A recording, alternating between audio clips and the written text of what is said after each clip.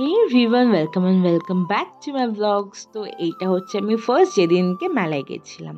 তো আমি, চন্দ্রা আর চন্দ্রা শ্বশুর-শাশুড়ি, আমরা এই চারজন মিলেই মেনলি মেলায় গেছিলাম। আর এইদিকে তোমরা দেখতেই পাচ্ছ আমরা রেল লাইনের পাশ থেকে হয়ে গেছিলাম। তো ওইখানে অলরেডি দোকানপাট বসা তখন শুরু করে দিয়েছিল। এইটা মেবি স্নানের 2 থেকে 3 দিন পরের ভিডিও।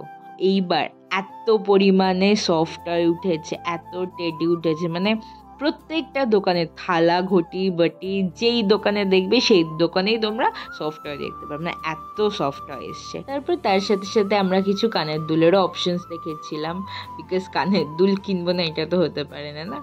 তো প্রচুর কানের ছিল, প্রচুর অপশনস ছিল, বাট একটাও পছন্দ হয়নি। যাই হোক, তো আমাদের দুজনেরই ওই পার্পল কালারের পুতুলটা খুব পছন্দ হয়েছিল, বাট একই মানে সেম কালার ছিল না। আমরা ভেবেছিলাম সেম কালার নেব।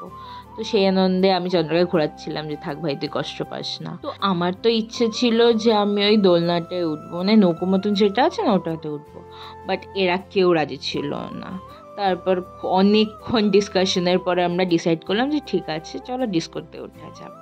তো তারপরে চারজনে আমরা ডিস্কোতে উঠেছিলাম। আর এইটা সববার ডিস্কো দাঁড়িয়ে গেছে, এইটা আমাদের তখনও ঘুরে যাচ্ছে ডিস্কো, যাই না কেন ওই ঘূর্ণি দেখে চন্দ্রার শরীর খারাপ শুরু হয়ে গেছে। তারপর আমরা মোমো খেলাম, ফুচকা খেলাম, আর এই কুলার পিৎজা যে কি থার্ড ক্লাস ছিল। তো আমি বারাসাতের কুলার পিৎজা খাওয়ার পর ভেবেছিলাম এটা অ্যাটলিস্ট 50 না হোক 20% তো ধার কাছে যাবে, এটা 0.1%ও কাছে আনি। যাই হোক, তারপর চন্দ্র একটা পুতুল নিয়ে নিয়েছে, আমি একটা পুতুল নিয়ে নিয়েছিলাম।